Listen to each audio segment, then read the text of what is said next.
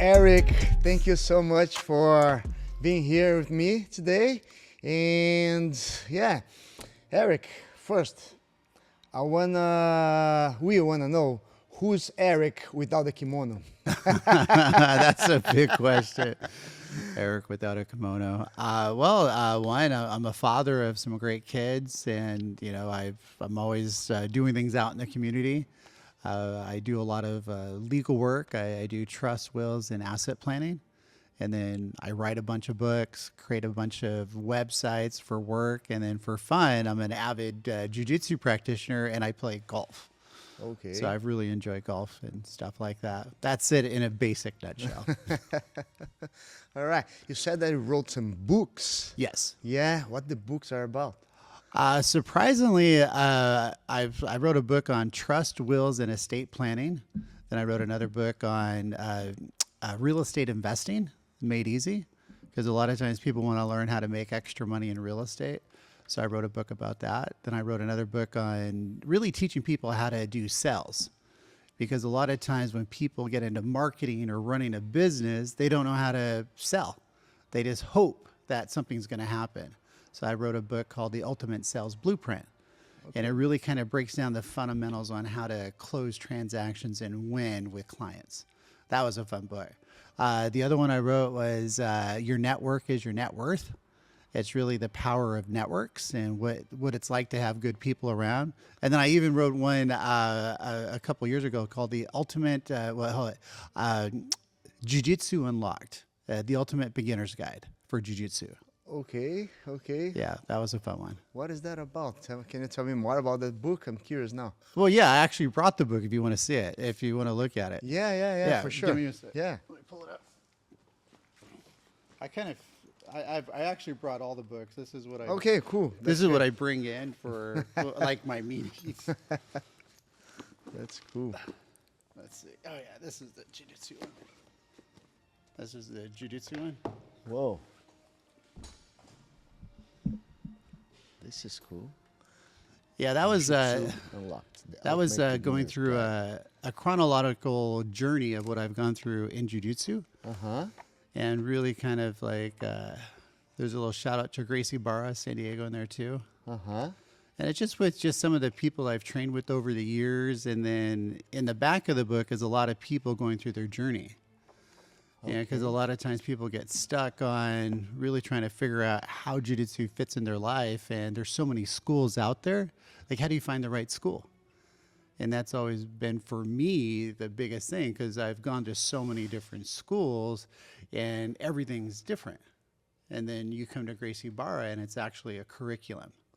So those are just things I do with books. So I get ideas and I like to write about them. Okay, that's cool. That's cool. That's a good insight. That's a good topic.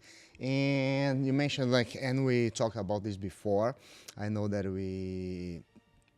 that you went to a few schools before Gracie Barra. Yeah. And can you tell me a little bit why you end up here and now you're super close to your black belt. Right. And you choose to be a black belt from GB San Diego right now, right? At this point of your journey. Right. And why is that and why it's the choice?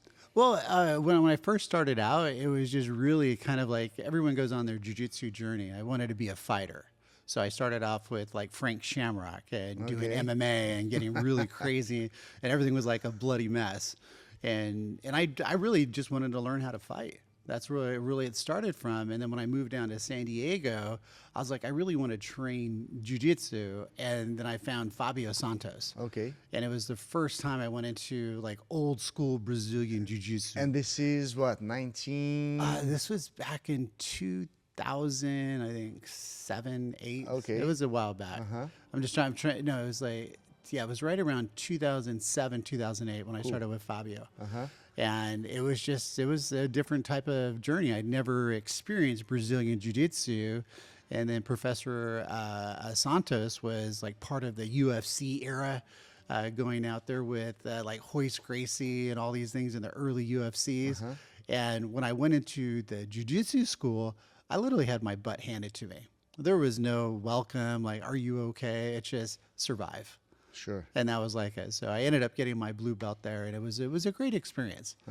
Different times. What's that? Different times. Yes, it was a whole different thing. It was like before you had, the uniform gis. Like, I think I wore a judo gi most of the time, and I didn't even know what a rash guard was. There was nothing like that. Yeah. So it was an interesting journey, and then through a lot of personal conflicts, because I think the personal life really kind of segues into other parts of life. So I went through a lot of personal challenges. And so I ended up completely, how'd you say, like without any ways to take care of myself. So I was raising my son as a single dad, and it was tough, like trying to make a living and handling all the legal things. The legal stuff really messes up the mind. But jiu-jitsu kept me going. So that's when I started, like, I couldn't afford jiu-jitsu anymore. I literally had no money. Okay. And I was like raising a kid and like, what do I do? And so I met Professor Kusi, and he goes, hey, come train. You want to train? I'll take care of you. Okay. So I went there, and I spent a lot of years with Professor Mike Kusi. And that was a challenge because I had no money to pay. So it was weird showing up every day when you have no money. However, I started learning a lot of technical things with jiu-jitsu. I started learning a lot of stuff because his main professor was Professor Roy Harris. So it was it was the first time I started seeing like there was a chronological pattern to jiu-jitsu, like from white belt to blue belt to purple belt to brown belt and black belt. There was something, and I caught on to that. But of course, whatever reason, I always had personal challenges, and I ended up back at Fabio's, and then Professor Kusi, he had some challenges with his life, so everything kind of dismantled at the school, which was unfortunate, and so I left there, and of course, you feel like you're just wandering, and that's what I did. I wandered for a lot of time. I would just jump into different schools, check them out, but I just couldn't find any base. And then I finally ended up over at Atos, and I showed up at Atos pretty much ready to be a brown belt. And I spent 5 years there training as a purple belt. Never ranked up. It was like competing with all these monsters and everything. And I started coming to Gracie, trying to figure out what's this whole jiu-jitsu thing. Like, why is these like? There was no mentor. Yeah. And what happened like throughout those years, right? Like because jiu-jitsu changed a lot. Oh gosh, it changed. Yeah. And then I can see you like kind of, hey, where's my sweet spot in this journey here now? Where do I go? And like you're not like 20s anymore, right? Yeah. Jiu-jitsu is a young man's game. It's not for anyone that gets older, because you look at the 40-year-old that's barely starting against a 17-year-old that is just training all the time, and they're both blue belts. They're not the same. It's a whole different game nowadays with the new generation. And one thing I liked about coming to Gracie was really trying to find like a home, and really trying to take all those years of training and really bring it into something. And I think jiu-jitsu morphed me into a better person. And then finding Gracie, and just even you just being like grateful, like I'm really grateful to you just allowing me to come, because, I had a lot of things I had to unpack with myself emotionally. And a lot of people don't know that when they're really on that long jiu-jitsu journey. And mine was just met, and I was like, okay, how do I come here? How do I take what I learned and apply it to the right curriculum that's best for not only myself, but for other students? Because sometimes I have that old fighter mentality, like you got to win every time. And that's what I was taught. And now I was like, wait a minute, you don't have to win every time. You can start working on techniques a little different. So that's how I ended up here. And it was just you to just opening the door, just allowing me to come. And then I was able to bring my daughter, and now I brought my nephew in, where I'm excited because I want them to go down the journey a little bit sooner than I did. That's true. Cool. Yeah. And I can see like from, my side as an instructor, that was like a struggle for you, right? Like adapting like the mentality of the old school jiu-jitsu, which is the same as me. I went through the same thing back in Brazil. I started jiu-jitsu in 1994. Wow. Back in Brazil. So imagine how crazy it was 90s in Brazil in jiu-jitsu. So stories, right? Yeah. So anyways, but it was like I saw the transition. From there to the point that we are right these days. Yeah.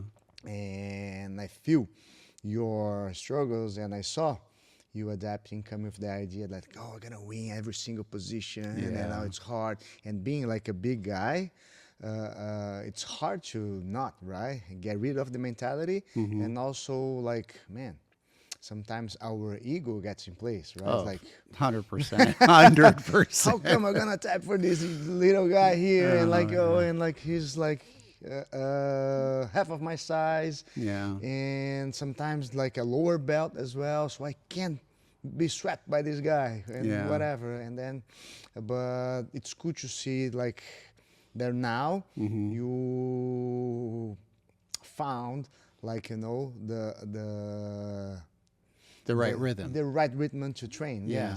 Yes. So it's cool, and I totally see like, you know, a transformation Yeah. in your mindset. And even though you're not 20s, but you're not old. You're gonna Right. be training jiu-jitsu for another like 20, 30 years. Oh, too. yeah, definitely. And we can't train jiu-jitsu in like a very competitive way Yeah. for like, you know, forever. Yeah. Like, unless you're like a 20s and like professional competitor. Now, but like after 30s, 40s, and then like you need to take care of your life as well. Not only like just like as an athlete. Yeah. An athlete career is like short, Yeah. right? So it's cool to see that you were able to find now your way to navigate through the jiu-jitsu as a lifestyle. Right. It takes a minute for like, I think for old school guys in jiu-jitsu that still are at it. It's like you're transitioning into a new, you know, era of jiu-jitsu, and I've seen that. And I've had to be really mindful because sometimes you just get those old things that you battle, you just want to win. You know, that's the competitor side, and you realize, wait a minute, I can't compete like that anymore. It's not fair to someone that just coming in and just get example, my nephew Paulo, he's coming in, he's like, he knows nothing. And I realize I have to have great care with him because I want him to have a good experience. Totally. And same with my daughter and my son. My son, he'll kick my butt. I mean, he's just that good. He's been training forever. He's just like, and I just go, I don't have to beat him up. Let me just survive. If I can survive for 5 minutes, we're good. Yeah, and celebrating those little wins. Yeah. Sometimes not tapping for him, which is like young, athletic, and skilled. So we learn to like to celebrate those little wins. Man, if I don't tap for this little guy here, this young guy here, it's a win for me, right? Yeah. So I take those wins too. I'm like, you know, not that young anymore. Yeah. And that's how and be able to be on the mats, like, you know, in your consistency. Yeah. Be able to train, and now it's like understanding how jiu-jitsu can help us off the mats. Yeah. That's the like lifestyle of jiu-jitsu. I think that's the stage that you are right now, understanding, you know, the role of jiu-jitsu to be your outlet, to be mentally health, to be physically health, right? Well, I mean, for jiu-jitsu, it really helped me because when you grow up and you don't have every advantage, this is a thing where I had a real troubling upbringing. So a lot of times for us as men, you know, we'll carry a lot of anger. And so versus going to jail, I needed to go like into a controlled environment because I was very angry. And I realized I had a lot of anger, and it transferred. That's why I did MMA. I mean, I can go hit guys and like, hey, I'm not going to go to jail. And then I just realized that anger was really deep seated, but if it wasn't for all the time, I think on the mat, I think I would still be very hot, like really angry more. But it kind of finally settled it because I finally realized there was something more. There was something more to me, more to life. And jiu-jitsu was that common denominator that really helped me settle it. It helped me when I was like overwhelmed. I go train and you know, after great training sessions, you walk out, it's very Zen-like. Totally. And you're just like, all's well in the world. And I started having those moments more and more where I started realizing life is okay. I am going to get through this. Let me go train somewhere and let me sweat it out. And those were the things that really helped me. And then off the mat, I'm always teaching to people like, hey, you know, have you been tested? And people are like, what do you mean? Like tested for like STD or disease?